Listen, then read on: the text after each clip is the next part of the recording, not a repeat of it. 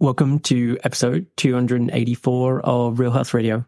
You can find the show notes and the links talked about as part of this episode at 7, so the word all spelled out, seven-health.com/284. Hey everyone, welcome back to another episode of Real Health Radio. I'm your host, Chris Sandel. I'm a nutritionist and a coach, and I help clients to fully recover. So it's been a while since I've put out an episode, and I feel like the podcast for a lot of this year has been more haphazard than I would like it to have been. There's been more rebroadcast episodes and less new content. And really the reason for that is so much of my focus this year has been on creating a program, so creating the fundamentals of full recovery. And it's been a really monumental undertaking. There's that thing of when you think you're almost done, you're sort of 50% of the way there. And it just felt like that has constantly been what's happened this year, that everything has taken longer for me to create and for me to learn. And yeah, it's been a really big undertaking, but it is now all created, and it's awesome to see the community that is being created as part of this. And I'm really, really proud of what's been created, and to be able to see the participants as part of this community supporting one another and recovering together. And yeah, I'm happy that the podcast has had a little bit of a dip because it has allowed me to be able to put my focus on creating this program. And so the doors for the program are going to be opening again in the February time. What I'll do is I'll put a link in the show notes for how to get onto the waiting list. So if you're interested in becoming part of that program, then you can go on the waiting list and you'll be the first to be notified when the doors are opening for it again. But really, that is where my focus is going to be for all of 2024, is really building up this program and building up the community and really putting my focus in this area, because it's one of those things where I've had this realization of the real importance of community and the real importance of recovering in community and the importance of connection. And it's a big part of the program, and it's where I wanted to be put my focus. And yeah, that's what's going to be going on for 2024 and where I'm going to be putting all of my focus. I also want to just mention I've been ill. I recently got back from a business event in LA. So I went out to LA for a business live event, for a conference. I signed up for a business program in the June time, which has been fantastic. And as part of that program, there was a live component. And I went out for the event, and it was great, apart from the fact that on the morning of the second day, I started to feel ill, and then kind of progressively got worse, and then didn't make it to the day 3 of the conference, and then had to get home from LA to Aberdeen while feeling pretty horrendous, and then had quite a number of days in bed once back home. And it's just been a real slow burn in terms of getting back to health. Like today, I'm feeling better than I have since I've been ill, but it really it's taken a lot out of me. I've been very exhausted. It's really affected my capacity to be able to think clearly, and just really being wiped out, and had pretty much a week in bed. And then it's been kind of slow recovery since then. So I'm finally feeling like my mind's not just filled with treacle. That's a positive. Yeah, that's another thing that's just most recently gone in the way of these podcast episodes going out.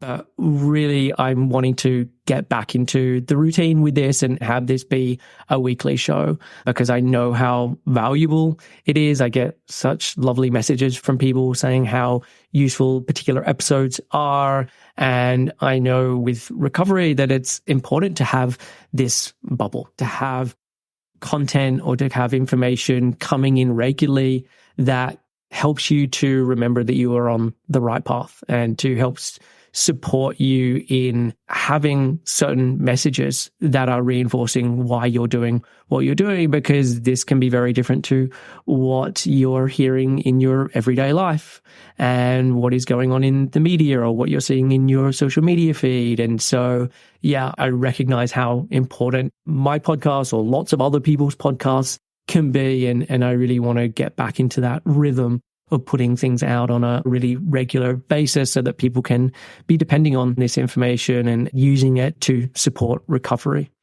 And so what I want to do today is I want to talk about something that comes up a lot with clients and a lot in different messages and things that I see.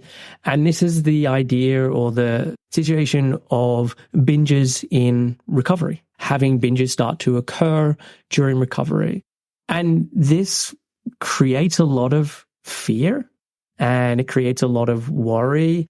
And it can actually be the thing that brings someone to the point of wanting to start to recover or seeing things as a problem. What often happens is that people are able to keep up restriction for some length of time. And that length of time could be a number of months. It could be a number of years. It could be a number of decades. And then at some point, binges can start to occur. And it's amazing how despite someone can be restricting for a really long time, while that is going on, it's not seen as a problem.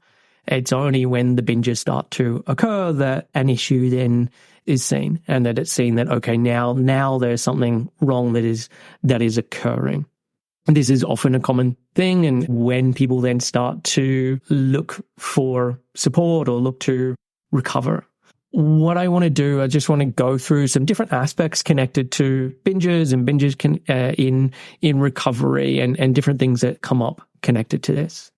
And so just as a starting place, if I'm thinking about a general definition for a binge, and there are lots of different definitions as part of this, but a binge is seen as an episode of uncontrolled eating in which a person rapidly consumes an excessive quantity of food. When I think about that definition, the word that jumps out most for me is the word excessive. And the reason why that sticks out the most for me is because I think this word is highly subjective, and that excessive for one person may not feel excessive for another person. And when we're thinking about excessive, what timescale are we looking at this over? And so, for example, there can be times where with clients, what they talk about as being excessive is generally a pretty small amount of food, is what someone else may have for a snack or what someone else may have for a meal. To them, it feels like a really big amount of food because in relative terms, compared to what is going on a regular basis, it is more than usual. But in absolute terms, it's actually not a huge amount of food in the whole scheme of things. The other thing I would say connected to excessive is we need to look at the timescale connected to this. Like, yes, it may be an excessive amount of food if we're looking at it across a number of hours. But if we're reflecting on the fact that there's been restriction that's been going on for the last week or the last month or the last year, this amount of food isn't particularly excessive. In the whole scheme of things, it's a drop in the ocean in comparison to what the body has truly needed. And so I think it's always useful to really think about, okay, what does excessive mean when we're thinking about a binge? From my perspective, binges are always in response to restriction. I cannot think of a client that I've worked with where when we've looked at what's going on in terms of binges, that there isn't some form of restriction that is occurring. And I've done the podcasts on restriction, and I will link to that in the show notes. But there are different types of restriction. You can have physical restriction, where you are physically not eating the particular food, or you're physically restricting the amount of calories you have coming in. You can have impending physical restriction. And so this is where you're telling yourself that this is going to happen. And so, okay, when I have my lunch today, or when I have my dinner today, I'm not going to be eating X, Y, and Z food, or I'm going to be keeping it to this small amount, or starting tomorrow, we're going on a new diet, or we're restricting. And so it's this impending restriction that is just on the horizon. And then there is mental restriction. And mental restriction is the fact that I'm eating this particular food, but I'm not allowing myself to have it mentally. So I'm chastising myself for the fact that I'm eating this chocolate or this muffin or this serving of rice or whatever it may be. So yeah, the food is coming in, but it's coming in while at the same time I'm telling myself that I shouldn't be doing this and I shouldn't be consuming this and that's too much food, etc. And all of these restrictions are typically occurring at the same time. So there's some physical restriction, there's some impending physical restriction, and there's some mental restriction that's going on. And all of these are typically occurring prior to a binge. And so there's restriction, and then the binge is then the result of that restriction. I think it's also useful to reflect on what are the foods that start to be consumed as part of the binge. For some people, this will be just more of whatever they were eating at that particular meal, while for others, there is certain foods that are off limits. And it's only when I'm having a binge that I'm allowing myself to have these particular types of foods.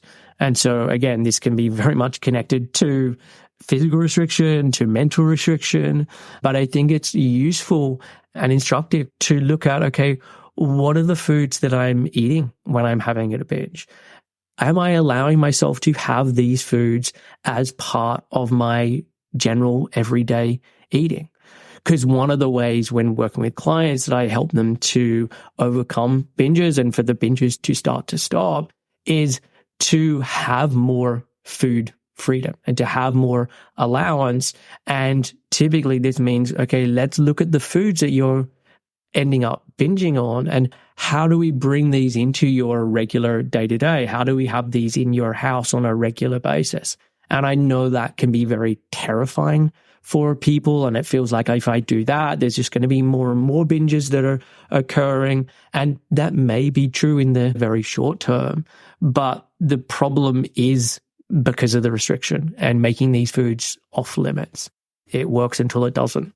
And so the way that you truly get past that is allowing more of these foods to come in. And so, for example, if you're finding that chocolate is the thing that you always end up binging on, how do you start to bring chocolate into your day-to-day? How does it become part of your snack and part of your main meals? And so you're really normalizing this thing as opposed to it being this food that is either put up on a pedestal or this food that is feared.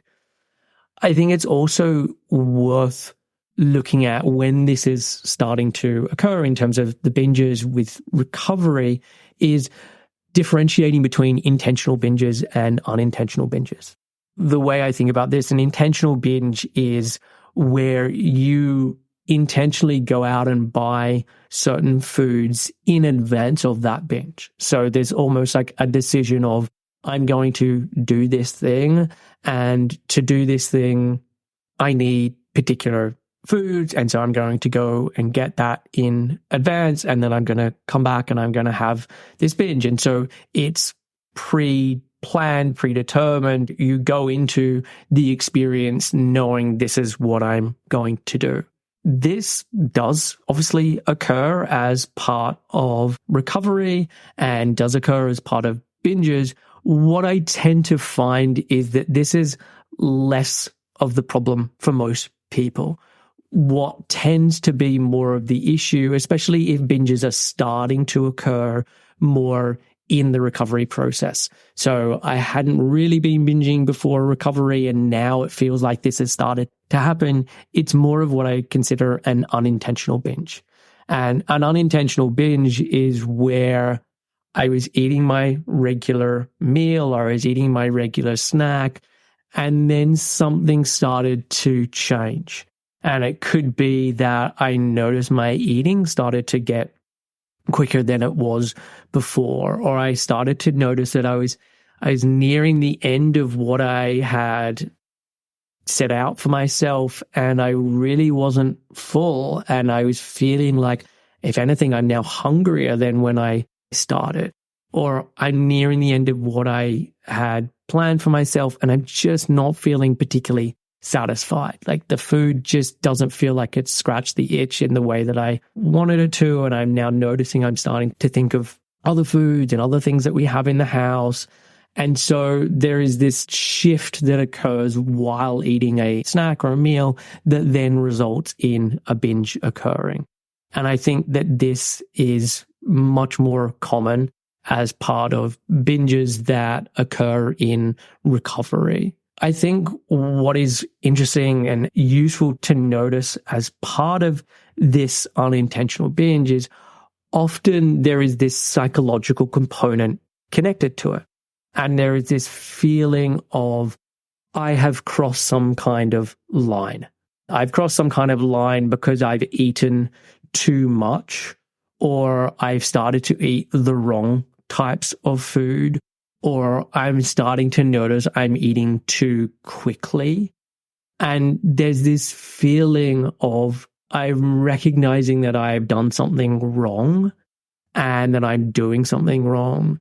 Often what happens as part of that, there is then some arbitrary line that is crossed, where it's something like, I've now done this so far and I've already gone to this place, like what the hell? And so I'm now going to just continue on with this. I think it's really useful to start to notice where that arbitrary line is, or what you feel like you did wrong, or how you cross that line, because it is arbitrary. Like this is very much about, I'm creating some story or some meaning connected to a particular event. I often reflect on myself that there are times where I will finish a meal and I'm still hungry, and I may be over the stove eating more food, using the ladle of whatever I'd served the food with, that I could be standing there for 5 minutes, kind of continuing to shovel food into my mouth. If I was so inclined, I could really start to judge this experience, and I could start to create meaning from this experience. And I could tell myself I'm going down a particular path, or I've crossed some particular line. It could go in a particular way. But when this is happening, I don't have those stories connected to that situation. I'm not telling myself that I've done something wrong. I'm not judging myself, but it's the exact same experience that many people have, that for them means that they have crossed some line. And for them means that, okay, now I get into the what the hell mode, and it then turns into more of a binge. I think it's important and useful to just start to reflect on this. And I'll talk about this a little more later on, because I think one of the things that can be useful after a binge has occurred is to do some reflection connected to it. But just being aware of, okay, what happened? How did things go from I'm having a regular meal to I'm now finding myself in this situation? What I also think, like, part of why I think this happens so much in recovery is that the body, because of the restriction, is really desperate for food. Like, we have this diet culture, we have this obsession on the obesity epidemic, we have all of this focus and worry about weight gain and all of this stuff. We really forget that the body needs food. Our bodies need energy to be able to do the multitude of functions that it needs to do. Like, it is an endless list of things that the body is constantly doing. And I think it's really fascinating when you start to think about all of the things that your body is doing, and all the things your immune system and your various cells and your thyroid and like all of these things. Like, it is incredible what the body is able to do so that you are able to just have your normal human experience. Those processes, all of those processes require energy. And so when the body is not getting the energy that it needs, one, it starts to turn things down and turn things off and really starts to try to make do with what is coming in. But two, it starts to nudge you towards having more energy come in. And what typically tends to happen is when more energy starts to come in, it's like the body senses like, oh, now is our opportunity. And so I think what can often feel counterintuitive to people is that I wasn't getting these urges towards binges, or I wasn't getting this level of hunger when I was eating less. But now I've started to eat more, it started to increase, and this just doesn't make sense to me. The reason that this is occurring, as I said, is finally your body's like, wow, there is food available. Let's make the most of it while this is happening. The body is finally, it's like, okay, great. Like this is finally on the horizon. We can get food in. And so it then drives you more towards food because it feels like it makes sense to do this. Like it feels like there is food available. So let's produce all of these different hormones that drive you more towards eating. And so I just want to say that increased hunger is a really normal part of recovery. And it is your body trying to heal. And really, this shouldn't be demonized. And I think maybe coming up with ways of being able to think about this that are either neutral or is very much supportive and in service of recovery. So thinking about recovery eating, or thinking about nutritional rehabilitation, or thinking about healing eating, or whatever is the phrase or descriptor that works well for you, to really remind you that your body needs this energy, and it's really important for you to be able to function and for the repair to take place. This isn't you doing something wrong. This isn't your body being broken or anything along those lines. It's actually that your body is truly now wanting to repair. It sees that there is food available to help make that so. One of the other things that I see can be quite connected to this is with restriction and with an eating disorder, there can be such a disconnection from hunger signals. If you have restricted and you have got into times when you have been so hungry, where you have this gnawing sensation in your stomach, maybe you're double over in pain because of hunger, or there's just this intensity because you've pushed it so far, what can happen is that then gets registered as that's what hunger is. And then anything less than that is just white noise. It just does not get registered as being hunger. And so what this means is there's this real disconnection between hunger going on. And so you can get into a situation where you're like, I really didn't feel like I was very hungry. And then I started to eat, and wow, it kind of came out of nowhere, and it really hit me how hungry I was. Or I wasn't hungry before I started the snack or before I started the meal, but it was like eating woke up this thing in me. What I would say is it's not that wasn't there, that hunger wasn't there. It's just that you're not registering it. You're not getting the feedback. And so it's really then when the food comes in and it's really there in front of you, that now you get this really obvious sensation of like, oh, wow, I really truly am hungry. And it's often at that point that what you thought you would need for that meal is a lot less than actually what your body needs in that moment. And then you find yourself in that place of having a binge. And so the final thing I just want to mention connected to this is what to do after a binge has occurred. And I think this is a really important topic or an important area, because I think this is a time after this has occurred where there can be a lot of strong emotions. There can be a lot of physical sensations. There can be a lot of negative thoughts. There can be a lot of uncomfortable emotions that arise. This can mean that there can be a tendency towards trying to do things to compensate.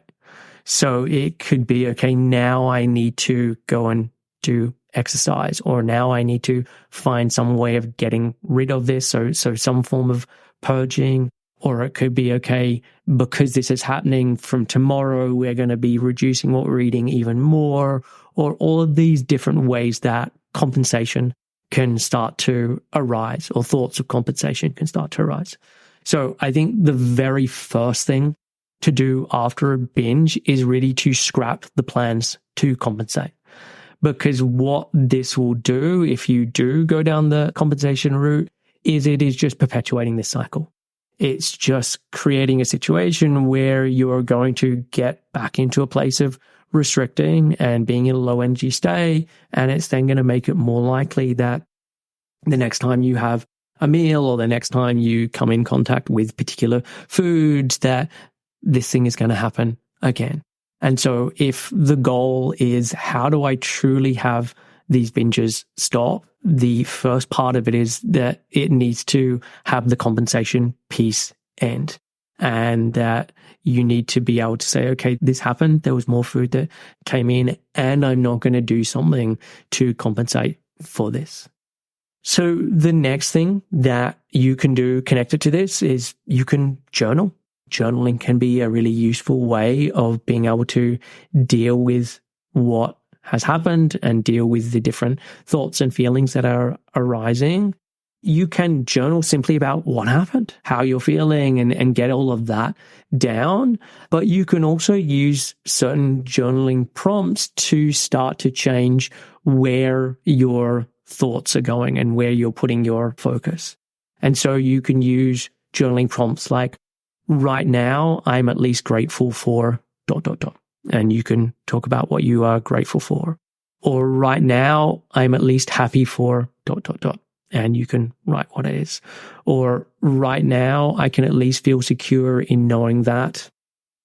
Or right now, I am proud to at least fill in the blank.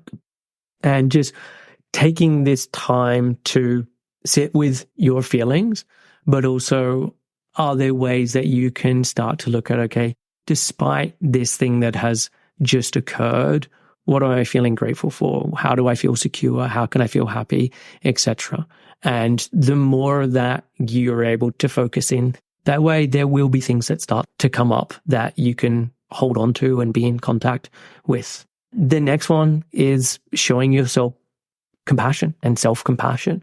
This is a really big area that I focus a lot on when working with clients, and is a big part of the fundamentals of full recovery program, because I think self-compassion is necessary as part of recovery. I really don't think that someone can recover if self-compassion isn't there, just because recovery is so challenging and it is difficult.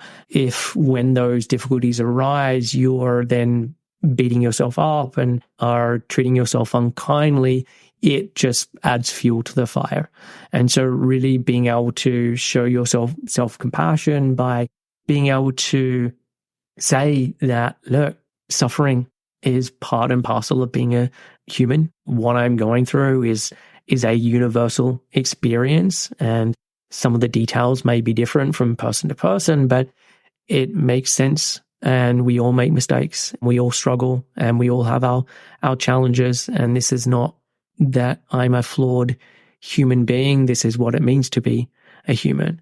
And so bringing in that compassion and being able to be mindful connected to this. So how can I not blow this out of proportion? How can I not completely minimize this? But how can I meet this at the level that it is really at? The next one I would say is differentiating between the physical pain and the psychological pain. And I think this is a really important thing when clients can really understand this. And so after a binge, there can be physical pain connected to it. So there can be, I'm feeling bloated, or there is this distension within my stomach, or I'm feeling the food that is sitting really heavy. There can be these physical characteristics, and being able to notice those physical characteristics. And then there is all of the psychological pain that gets added on top of that.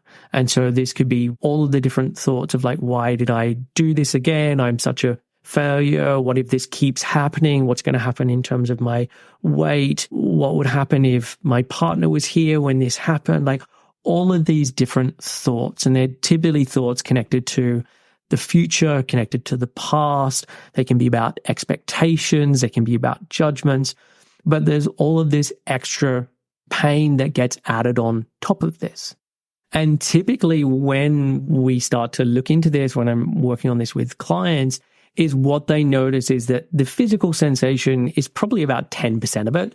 And the rest of it is all of the psychological stuff that's added on top. That is the thing that is the most challenging part to deal with. And so what the focus then becomes is like, how do we come back to staying with the physical sensations? If we're looking at the psychological pain, staying more with the emotion, the sensations, again, connected to that emotion. So there is shame. Okay, let's stay with the emotion of shame, not all of the different stories that are connected to this. And there are different ways of doing this. I really like acceptance commitment therapy. I think there's many different techniques connected to it. But this is one of the things I think is really important to be able to differentiate between. So differentiating between the physical pain, which is often pretty temporary. So I can notice that within an hour, that physical pain is reduced, and by 2 hours, it's completely gone away. And your timescale numbers may be different, but being able to recognize that these things start to shift and start to shift in a fairly quick amount of time in the whole scheme of things. The next piece with this would be doing things to genuinely support your nervous system. And so rather than doing compensation, which I think is really counterproductive because it makes it more likely that it's just going to happen again, doing things to support your nervous system. And again, this is stuff that I will work on with clients where we start to really understand, okay, what are the different ways that you can be supporting your nervous system? What are the things that tend to help you with this? But I can go through just a general list of things that could be helpful. And this is obviously a non-exhaustive list, but just some ideas of things that you could do in that moment. It could be to call someone or be with someone so that you're able to get co-regulation and you're able to get support from someone. And this could be a partner, it could be a family member, it could be a friend. You could call the Samaritans, but calling someone or having a human connection can be really useful. It doesn't even have to be a human connection. It could be that you have a dog or a cat that you are able to spend time with and you're able to co-regulate with that animal. You can write down your thoughts in a journal. You can allow yourself to cry and not try and stop that, but just allow the tears to come. You could write a poem or an essay or a story. You can write down things that you are grateful for. You could write a postcard to someone. You could practice different breathing techniques. And this is one of the ones where it's quite helpful to practice these kind of things in advance. So you're not picking the point where you are most stressed to start to do breathing exercises, but getting into a habit of using breathing as a way of regulating your nervous system. It could be doing some kind of creative hobby. So that could be drawing or painting or coloring or knitting or crochet or cross stitch. You could play an instrument, lying down, having a nap, doing some gentle stretching or yoga, having a bath or a shower. And I know for some people doing a cold shower or using temperature as a way of regulating the nervous system, listening to some kind of guided meditation or doing a metta or loving kindness meditation could be helpful. Watching some TV or a specific movie or maybe something that's comedy based, so some kind of light or funny that can then help. Listening to particular music, so music that you know is supportive of your nervous system and supportive of shifting your state. Singing can be one of those things that can help. Dancing around your bedroom or your living room, putting on an audiobook or reading a book, focusing on someone else. So doing something nice for someone else to shift your focus. It could be getting outside and just being in nature, or getting some sunshine if there's any of that available. So these are just some ways that you can be supporting your nervous system. I know in the beginning, the pull towards these may be a lot less than the pull towards compensation. And it may feel like compensation is a much more immediate way of being able to deal with this. And that may be true. The more that you're able to use these other ways of supporting your nervous system and getting more used to thinking about things in this manner, the better it will be for your long-term habits connected to the binges.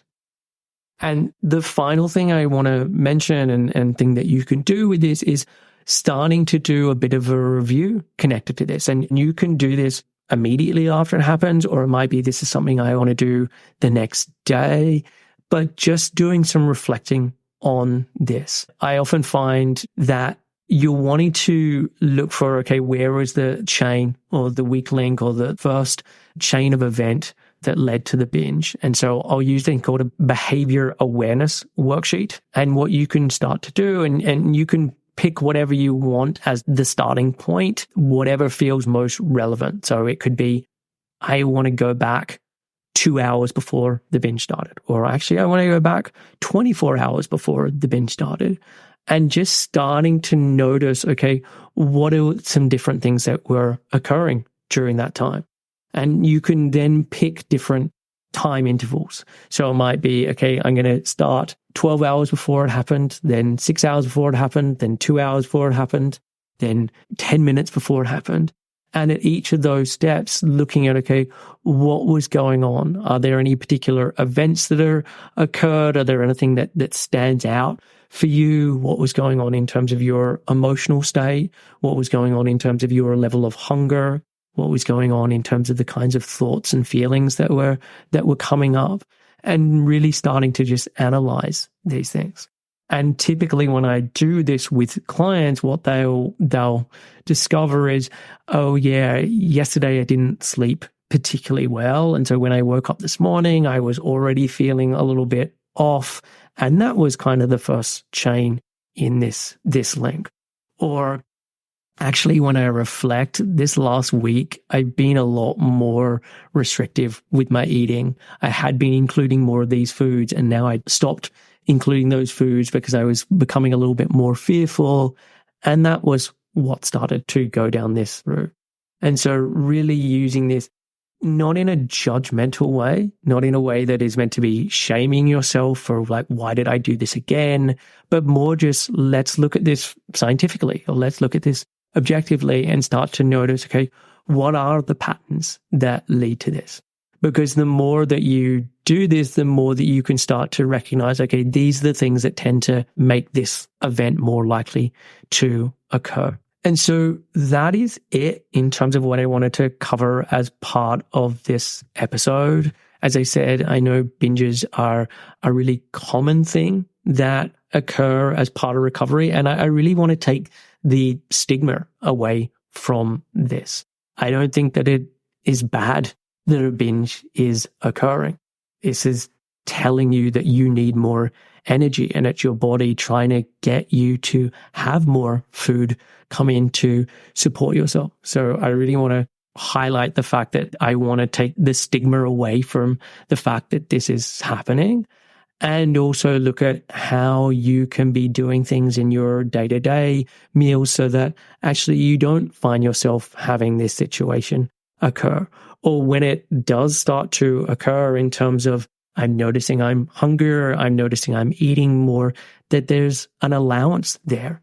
Because as I said, what people think of as a binge is very subjective. And so being able to get to a stage where rather than thinking, oh my gosh, I had a binge, it was like, wow, I was really hungry at that meal and I ate quite a lot of food at that meal. And that was what my body needed. And so that there is a lot more neutrality connected to this, as opposed to this being seen as a bad thing, or because some arbitrary line was crossed that I started to behave differently around food, or that was the point where I suddenly allowed myself to have these off-limit foods. I think that the more that the acceptance piece can come in, the more that the allowance piece that can come in, the more that either the binges don't happen, or when you're eating more food, you characterize them and think about them differently. So I hope that this episode was helpful for you. As I mentioned at the top, so much of my focus now is on the fundamentals of a full recovery program. And if that is something that you are interested in finding out more about, then I'll put a link in the show notes and you can go onto the waiting list. And when I open the doors for that, you'll be the first to be notified. So take care, and I will catch you in another episode shortly.